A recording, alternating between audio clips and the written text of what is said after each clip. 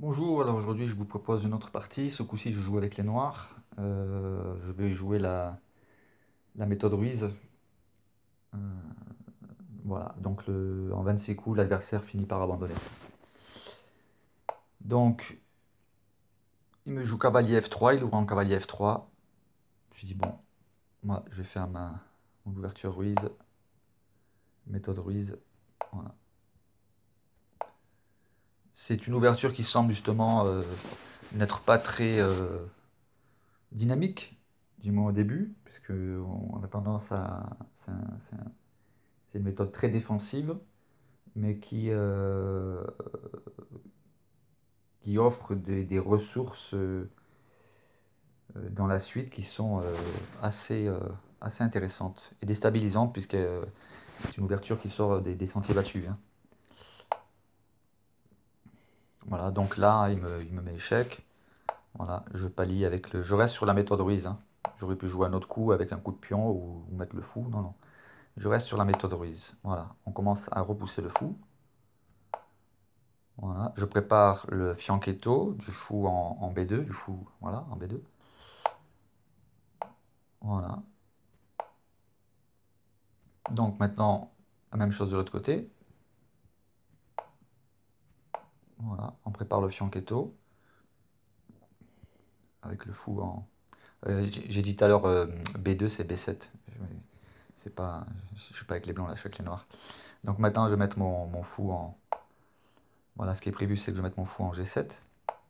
Voilà. Voilà. Le cavalier en E7. Voilà. Et à partir de maintenant, voilà, j'ai la position de la méthode Ruiz. Et là, c'est à partir de maintenant que commence la contre-attaque. Voilà. On ferme le jeu. Il proposait l'échange des fous, ça m'intéresse pas. Je ne veux pas lui prendre le fou pour qu'ensuite il puisse mettre son cavalier F3 sur une case centrale, sur la case centrale D4. Donc je refuse, je ferme la diagonale. Voilà, et maintenant on part à l'attaque. Et il y a un piège qu'il ne voit pas, c'est que là en fait son fou est quelque peu enfermé. Alors d'abord je repousse le fou blanc, et ensuite je m'attaque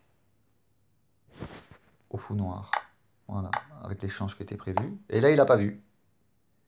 Il n'a pas vu. Et voilà.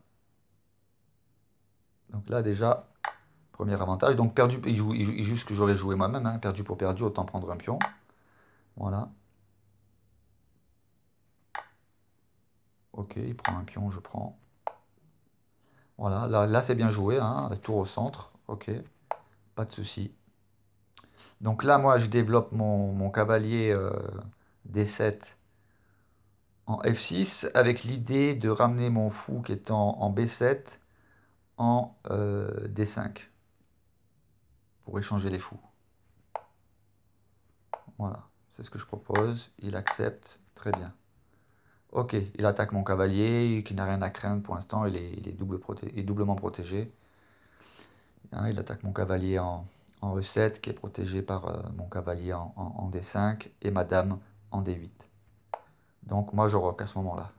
Parce que maintenant, en roquant, déjà je mets mon roi à l'abri et j'active ma tour et j'attaque son cavalier. Et là, il ramène sa dame. Alors il n'a pas vu, hein, que bah, voilà, il perd un cavalier ce coup-ci, hein. Et il peut pas reprendre, sinon il perd sa dame. Donc,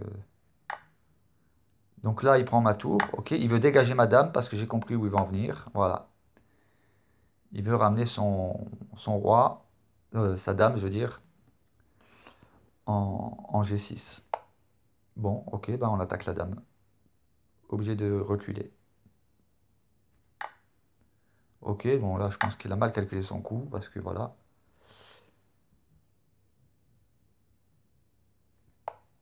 Voilà. Alors là j'ai bien vu, c'est bien joué. L'idée c'est que je bouge mon roi et qu'il prenne mon cavalier, mais j'ai trouvé mieux. Voilà.